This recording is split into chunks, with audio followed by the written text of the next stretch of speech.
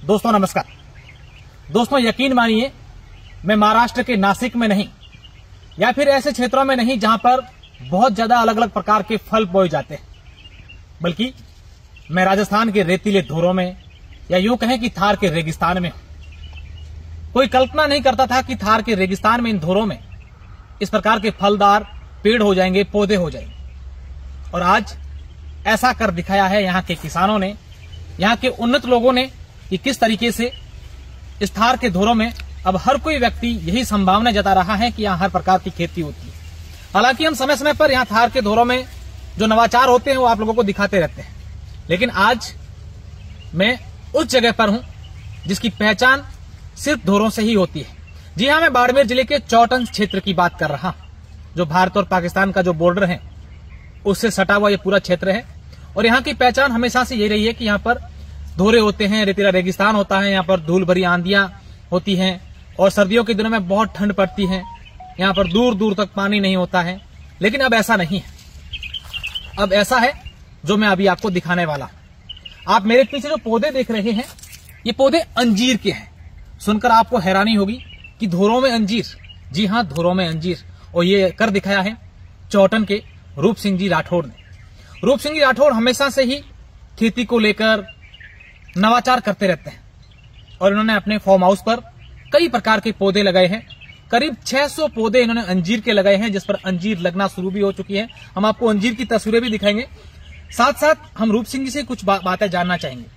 रूप सिंह जी, एक जमाना हुआ करता था जब बाड़मेर का, इस रेगिस्तान का जब लोग नाम लेते थे, तब उनके दिमाग में एक चित्रण आता था कि यहाँ धोरे होंगे, धूल होंगी, पानी नहीं होगा। और अब इस धोरों की तस्वीर आप देखिए, अंजीर यहाँ होती है, केसर यहाँ होते हैं, अनार होते हैं, चीकू, जामुन, और अब तो आलू की खेती भी शुरू हो गई। अपने आप में कितना बड़ा एक मैसेज तमाम उन लोगों के लिए है जो बाड़मेर को लेकर, इन धोरों को लेकर कई सारी बातें सोचते थे। हमारे जिले में जब से बिजली आई है, उसके बाद लोगों ने, काश्तकारों ने अपने नए कृषि कुएं खुदवाए।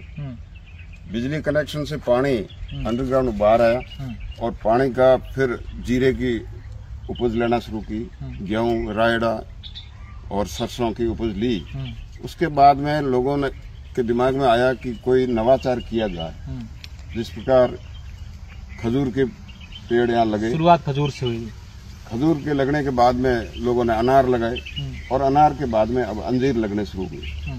और हमने भी ये नवाचार करने की कोशिश की कि क्यों नहीं हम हमारे रेतीले इलाके में नवाचार करते हुए अंजीर के पौधे लगाए। और पिछले मैंने 3 साल से जो पौधे लगाए और उसमें फल आने शुरू भी हुए हैं। और अब इन अंजीरों को प्रोसेस करने के लिए कंपनी से जो टाई अप है, उसके बाद में अंजीर जो ये पक्के फल है उनको प्रोसेस करके और मार्केट में बेचने के लिए जो एक माला के रूप में डोरी में तैयार होती है, वो अंजीर करीब 1200-1500 रुपए किलो बिकती है। और यहाँ के जो अंजीर है, ये येलो डायना कहते हैं इसको। अच्छा। ये सबसे अच्छी क्वालिटी है। एक अंजीर का वेट भी 50 ग्राम से लेकर 70-80 ग्राम तक भी होता है। अच्छा रूप सिंह जी, मैं आपसे वो सवाल भी करूंगा कि अंजीर की खेती कैसे होती है, लेकिन उससे पहले मैं ये जानना चाहूंगा कि इस धरती पर, इस जमीन पर, अभी हमने आपके फॉर्म पर देखे, आपने चीकू के पौधे भी लगाए हैं, कुछ जामुन के भी हैं, अलग अलग किस्म के जो पौधे हैं, आम के भी पौधे लगाए हैं। तो ये सब कैसे मैनेज हो पाता है?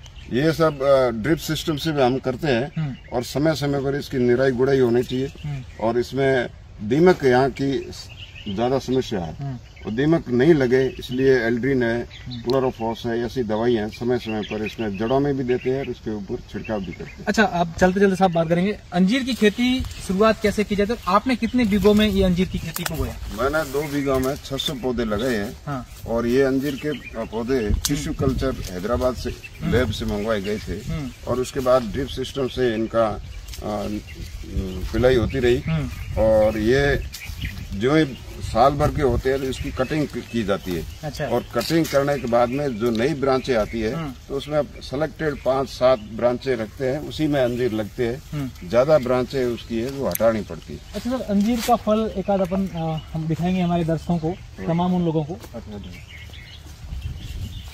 फिर ये जब पौधे आते हैं तो यहाँ की मिट्टी जो होती है रूप सिंह जी, वो किस तरीके से बदलाव करना पड़ता है या फिर कैसे क्या होता है? इसमें समय समय पर बीज और खाद देना पड़ता है। हाँ। वो लगा रखा है, वो पेड़ अंजीर का है फल। हाँ, अच्छा ये अंजीर। हाँ, ये अंजीर है। हाँ, ये अंजीर जो फल लगता है ये कच्चा होता है। हाँ, फिर इसको पकाया जाता है। ये पकता है। अभी इसका लास्ट सीजन है। हाँ, जो पहले पके वो ले लिए गए। हाँ, और उनको फ्रूट के हिसाब से काम लिए गए। अच्छा, फिर यहाँ सोइल जो है वो यही काम आती है? ये अपने यहाँ की मिट्टी और उसके साथ में नाड़ी की मिट्टी और बकरी का मेंगड़ी का खाद दिया जाता है। कितनी मेहनत लगती है, क्योंकि इस तरीके से नवाचार करना अपने आप में बहुत बड़ी बात होती है। हाँ, इसमें गर्मियों में इसका बहुत विशेष ध्यान रखना पड़ता है। हाँ। गर्मियों में पानी की इसको ज्यादा आवश्यकता रहती है। हाँ। और वैसे सर्दियों में और इसके बाद में बारिश में तो बारिश के कारण। अच्छा, मेरा एक आखिरी सवाल है आपसे, उसके बाद मैं कुछ और खेती दिखाऊंगा हमारे दर्शकों को। यहाँ के किसानों के लिए कितनी संभावनाएं जगी, क्योंकि जिस तरीके से ये खेती और नवाचार हो रहे हैं तो कहीं ना कहीं जिले के किसान हैं वो उनको भी लगता है कि भाई अब हमारे यहाँ के खेतों में ये पुरानी बात नहीं रही। ये मैं केंद्र सरकार और राज्य सरकार दोनों से अपील कर चुका हूँ और मैंने पत्राचार भी किया है। हाँ। कृषकों को कृषि कुंड दे, जैसे डिग्गी बनाने के लिए, और सोलर पंप दे, तो निश्चित रूप से किसान अपनी दुगनी आय कर सकते हैं। फल और सब्जियों के पौधे लगाकर, फल और सब्जियां उगाकर लोग अपनी आमदनी बढ़ा सकते हैं। निश्चित रूप से आप यकीन मानिए कि यहाँ थार के धोरों में क्या क्या नहीं होता है। हमने आपको अंजीर की यहाँ जो पौधे देख रहे हैं, 600 पौधे यहाँ अंजीर के लगा रखे हैं रूप सिंह जी के फार्म हाउस पर। इसके अलावा भी अलग अलग प्रकार के जो फलदार पौधे हैं, चाहे नींबू की बात करें, जामुन की बात करें, बेर की बात करें, अनार की बात करें, तो हर प्रकार के पौधे हैं। सीताफल का पौधा है।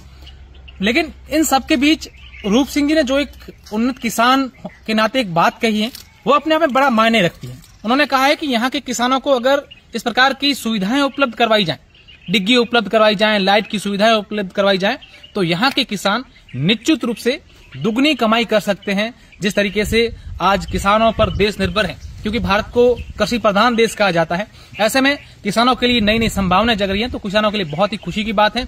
हम उम्मीद करते हैं कि सरकार तमाम किसानों की इस तरीके से मदद करें, उनका सहयोग करें, ताकि इस प्रकार की उन्नत खेती इन थार के धोरों में हो सके।